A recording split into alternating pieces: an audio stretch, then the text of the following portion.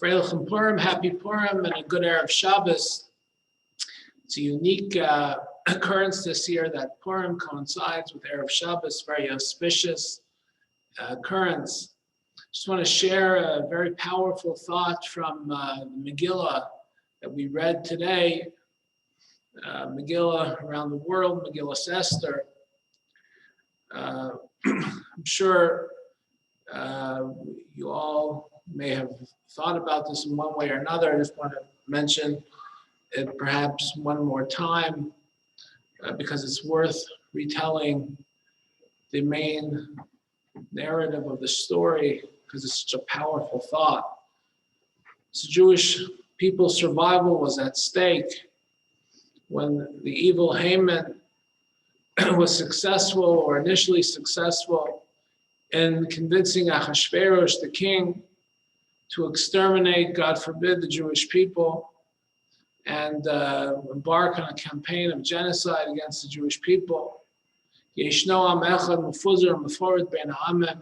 nation that's scattered amongst all people. It's not worth it for the king to keep them on. And Ahasuerus was convinced.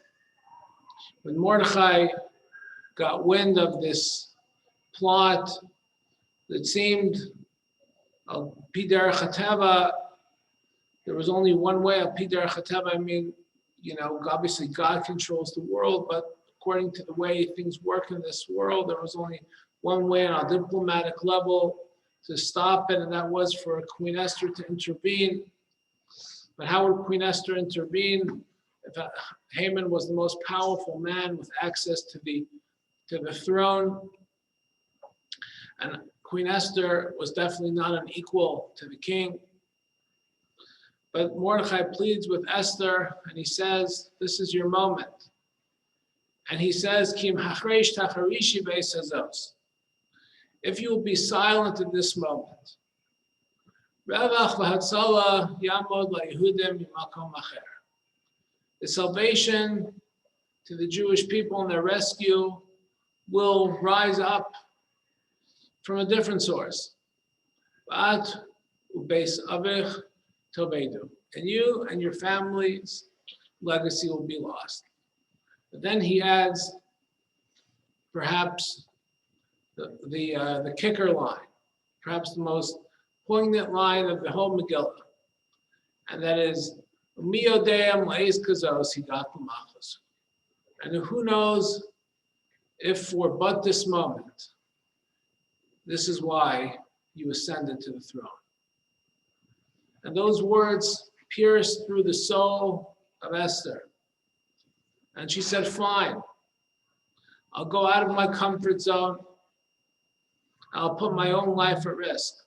And keep in mind, back then, Ahasuerus, if anybody rattled his ego for a second, he would just put to death. Look what he did to Esther's predecessor, Vashti.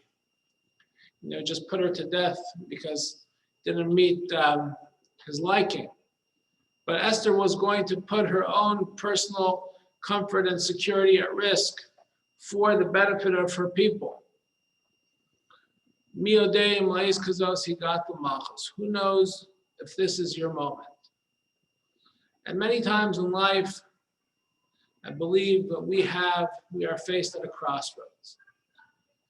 Many times we're faced with a moment that we can rise, we can ascend to the throne, so to speak. But on the other hand, we're faced with obstacles on the other side. We have to break out of our own.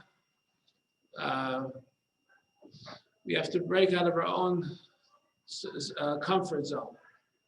Break out of our own inhibitions. It's not easy.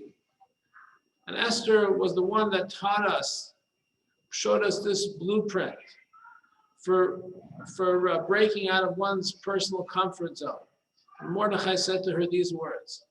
God ultimately has a plan for the people. God has a plan for the Jewish people.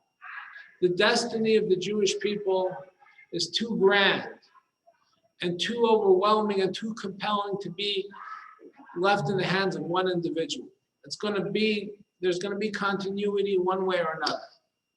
And there's only one question: are you going to have a hand in the story, or are you not going to have a hand in the story? And we all have to ask ourselves that question. Many times we think to ourselves, should I get involved or not? Should I get involved in this mitzvah, in this opportunity? And the times that we live in, we're definitely living in through historic times. The Jewish people are largely assimilated. Many times we ask ourselves, should I get involved in making a difference for our people? After all, I don't know what difference it's going to make. And many times we're discouraged and we think to ourselves, I'm not sure if I should go out of my comfort zone. But let us remember the lesson of Esther. Let us remember the words, the powerful and piercing words that Mordechai told her. And he said to her, Kim hachresh tacharishi beisazos. If you will be silent at this very time. The Jewish people are going to have their continuity. But the question is your hand going to be part of the story? Is your name going to be in the scroll?